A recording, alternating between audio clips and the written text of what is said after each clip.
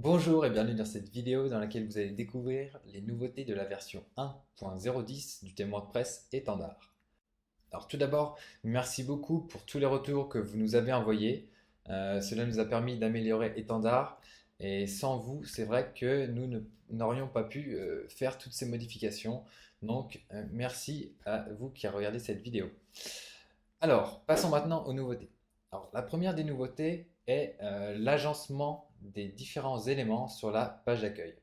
Donc c'est vrai, cela nous avait été beaucoup demandé. Alors il y avait Christine particulièrement.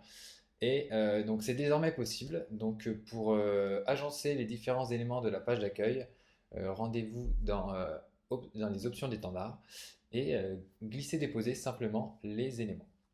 La deuxième nouveauté est l'ajout d'un widget appel à l'action. Donc cela nous a été demandé par Benoît. Merci Benoît pour la suggestion.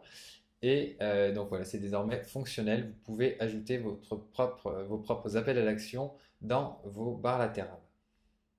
La troisième nouveauté, en fait, c'est pas vraiment une nouveauté, c'est une amélioration parce que WordPress 3.9 est sorti il y a quelques jours et le bouton pour ajouter les shortcodes avait disparu comme ils ont mis à jour l'éditeur visuel.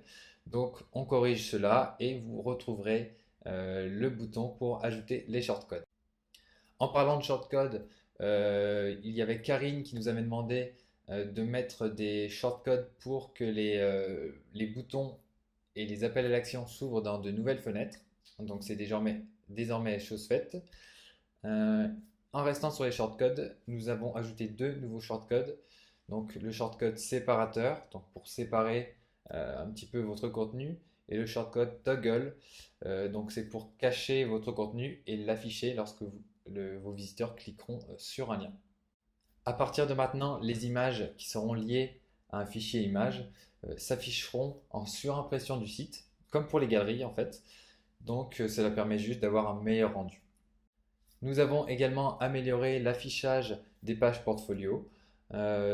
Si vous n'indiquez pas d'informations complémentaires, le texte s'affichera en pleine largeur et les témoignages ont également été améliorés. Une autre chose qui nous a été demandée tout récemment, c'est la possibilité de classer les services sur la page d'accueil par date. Donc voilà, en changeant la date, vous pourrez maintenant changer l'ordre des services sur la page d'accueil. Même chose pour les éléments portfolio. Sur la page portfolio, maintenant, si vous changez la date, ils changeront d'ordre. Nous avions également un problème au niveau du pied de page.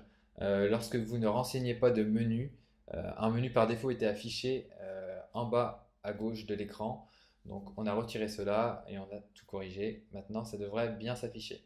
Cette nouvelle version ajoute maintenant les mots-clés que vous avez renseignés sous les articles.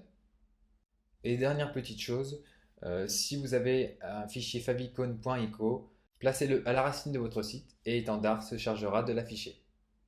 Nous en avons maintenant terminé avec les nouveautés de la version 1.010 d'étendard. Si vous avez des suggestions, que vous soyez client ou non, peu importe, merci de les indiquer en commentaire sous cette vidéo. Cela nous aidera beaucoup. En attendant, je vous dis à bientôt pour la prochaine version. Au revoir.